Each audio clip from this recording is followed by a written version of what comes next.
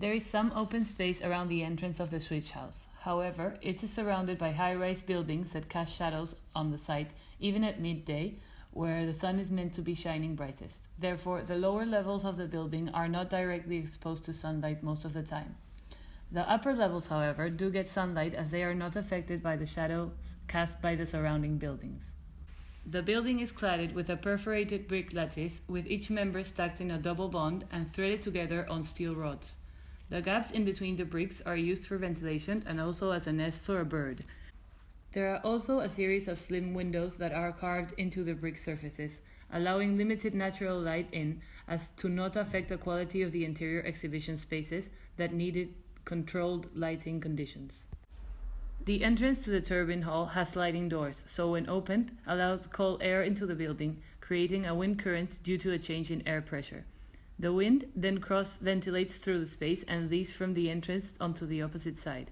Due to that, on the ground floor, the building is quite uncomfortable to be in during colder seasons.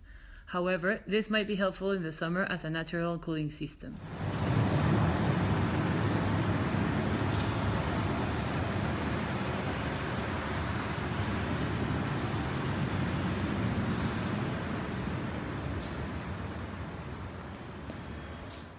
Good sound insulation by walls and floors is easily achieved using the inherent mass and damping qualities of concrete. The need for additional finishes is minimal, so exposed concrete is used. There is also a noticeable change in temperature from a cold 8.8 degrees Celsius environment to an optimum 20-degree environment. However, the thermostat is set at 27 degrees, which suggests great heat loss. Also, there are some spaces which are more private that adapt light and sound conditions according to the current exhibition. On the gallery levels, the automatic actuators are placed on the double glazed windows to control when they are opened and closed. The upper windows are opened, which creates a convection current, allowing the hot air to escape and the cold air to enter from the bottom, generating natural ventilation. Between the windows are perforated insulation panels for heat and sound.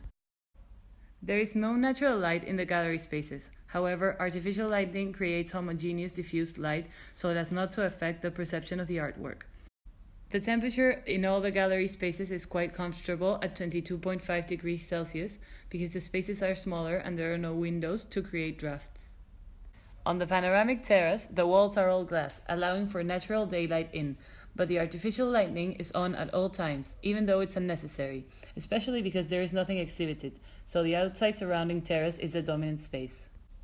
At the restaurant, the windows start so high up that when sitting at your table, you have no view of London beneath you and you can see only the sky and a few protruding towers, so you have to get up and look down at the cityscape. At the exit, there are two consecutive sliding doors which form a buffer zone that minimizes heat loss when the doors open.